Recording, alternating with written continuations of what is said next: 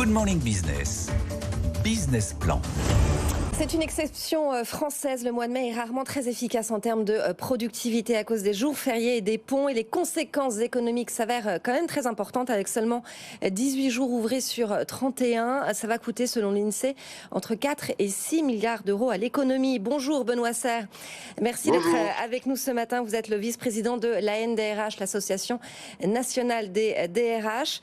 Bon, est-ce que vous constatez que les entreprises tournent au ralenti? C'est la grande désertion au bureau en ce mois de mai?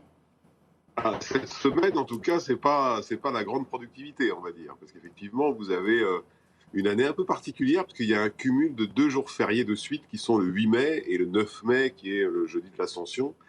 Et ce qui fait qu'effectivement, vous avez en fait 2 jours ou 3 jours travaillés théoriques sur la semaine, même si beaucoup d'entreprises et beaucoup de gens ont fait le pont de vendredi prochain. Ouais, et dans ce cas-là, comment les entreprises s'organisent concrètement avec ce mois en gruyère? L'avantage, c'est que c'est prévisible.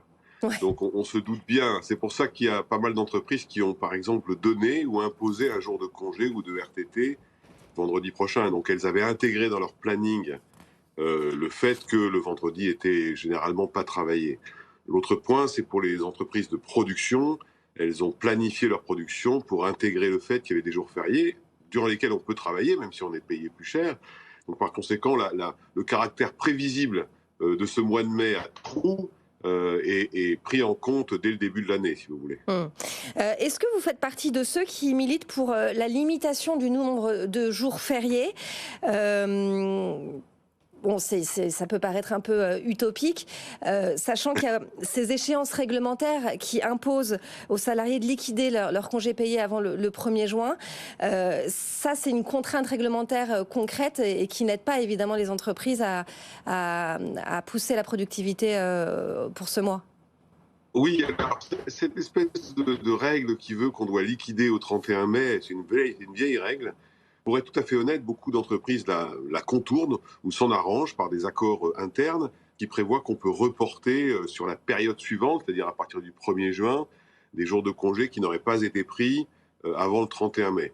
Donc beaucoup d'entreprises en fait ont contourné cette règle qui, il faut le reconnaître, est un petit peu curieuse, un peu comme celle qui prévoit que les gens n'ont théoriquement pas de congé pendant 1 an après leur embauche, alors qu'ils en cumulent. Bon, Ouais. voilà, donc ça, c'est des règles qui sont contournées assez aisément par beaucoup d'entreprises et depuis longtemps. Il y a aussi l'atout du télétravail dans ce cas, qui permet de partir en week-end prolongé et de travailler. Voilà. Ça permet de lisser les tâches. Ça, c'est une solution parfaitement adéquate pour les entreprises. Alors, c'est une solution adéquate pour 26 ou 30% des salariés, parce que je vous rappelle qu'il n'y a que 26 à 30% des salariés qui ont des métiers télétravaillables. Mais c'est vrai que le jour de télétravail, il est assez commode. Sur une semaine comme celle-là, vous avez un certain nombre de personnes qui ont télétravaillé hier ou avant-hier. C'est ce qu'on appelle en période de vacances estivales, avec un mot très laid qu'on appelle les tracances, c'est-à-dire que vous travaillez sur votre lieu de vacances. Mais c'est vrai que ça ne concerne qu'une partie des gens quand même, il ne faut pas l'oublier. Alors on va parler hausse de salaire à présent, parce qu'on vient d'avoir les derniers chiffres du ministère du Travail. L'indice du salaire mensuel de base hors prime de l'ensemble des salariés progresse de 3,3% au premier trimestre sur un an, après une augmentation de 3,9% le trimestre précédent. Donc ça continue d'augmenter, mais il y a tout de même un petit ralentissement. Comment c'est apprécié au sein des entreprises? Est-ce que vous constatez ce ralentissement? Oui, enfin, je pense que c'est lié à 2 phénomènes. Un premier phénomène qui est celui du ralentissement de l'inflation. Vous vous souvenez qu'on sort de 2 années avec des inflations fortes qui avaient généré des augmentations générales fortes également, même si pour certains elles pouvaient paraître insuffisantes. On cumule sur 2 années en moyenne quand même, les salaires ont augmenté de 6 à 8%. Ça, c'est la première raison. Donc il y a une sorte un petit peu de temporisation liée au fait que le taux d'inflation baisse, chacun peut le voir. La seconde raison, c'est l'anticipation d'une situation économique plus difficile. Et c'est vrai que les annonces du dérapage budgétaire par le gouvernement il y a quelques semaines ont engagé les entreprises à se montrer un peu plus prudentes sur les évolutions de leur masse salariale. Donc ça explique pourquoi il y a ce très léger tassement.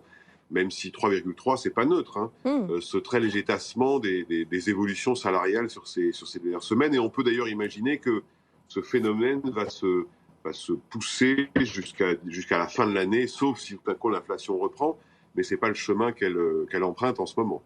Merci beaucoup Benoît Serre. Je rappelle que vous êtes le vice-président de l'Association nationale des DRH.